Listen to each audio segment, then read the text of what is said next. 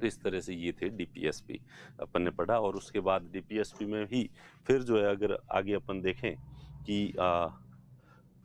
ज़्यादा महत्व किसे दिया जाए, डीपीएसपी को दिया जाए या फंडामेंटल राइट्स को दिया जाए, तो सबसे पहला चंपकम दुरईराजन केस आया था। उसमें सुप्रीम कोर्ट ने माना कि fundamental rights are superior than DPSP. लेकिन पहला, चौथा और 17वां संविधान संशोधन किया संसद ने, और इन संशोधनों के द्वारा जो है वो फंडामेंटल राइट्स को प्रायोरिटी देने की बजाय डीपीएसपी को अधिक प्रायोरिटी दी, और डीपीएसपी के उद्देश्यों का पालन करने के लिए, उन्हें प्राप्त करने के लिए फंडामेंटल राइट्स को कम किया गया संसद के द्वारा। केरल एजुकेशन बिल था, उसमें भी सुप्रीम कोर्ट ने कहा कि फंडामेंटल राइट्स और डीपीएसपी दोनों एक दूसरे के कॉम्प्लीमेंट्री है, और इनकी व्याख्या, किसी भी कानून की व्याख्या इस तरह से ही की जानी चाहिए कि दोनों के बीच में कॉन्फ्लिक्ट रहे ही नहीं, इस तरह का कानून बनाओ।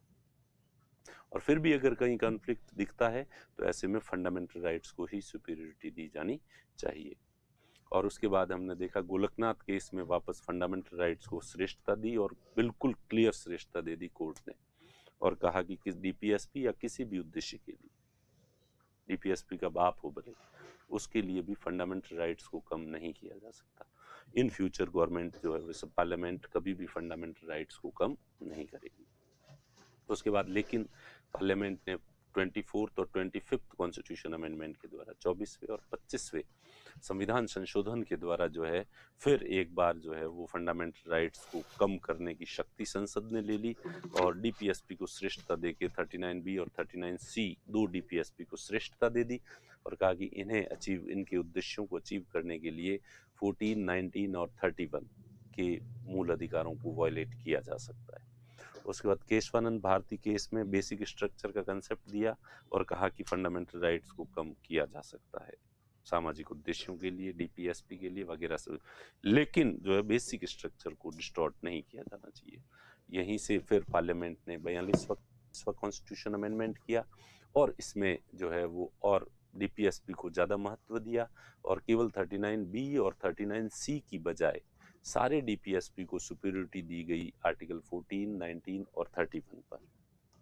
यानी कि डीपीएसपी में जो ऑब्जेक्टिव्स लिखे गए हैं, उन ऑब्जेक्टिव्स को प्राप्त करने के लिए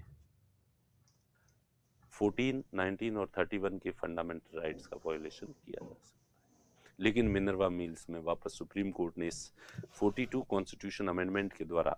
आर्टिकल 31C में जो एक्सटेंड किया गया था, एक्सपेंशन किया गया था, विस्तार किया गया था, उसको असंवैधानिक घोषित किया, और 31C को पुनः पूर्ववर्ती जो रूप था उसमें स्थापित कर दिया गया। और अब स्थिति यह है कि fundamental rights are superior than DPSP, but two DPSP article 39B and 39C are superior than to fundamental rights article 14 and article 19। ठीक है, तो ये अपन ने जो है वो डीपीएसपी में पढ़ा था, मेरे ख्याल से मैंने पूरा रिवाइज करवा दिया है। आज अपन देखेंगे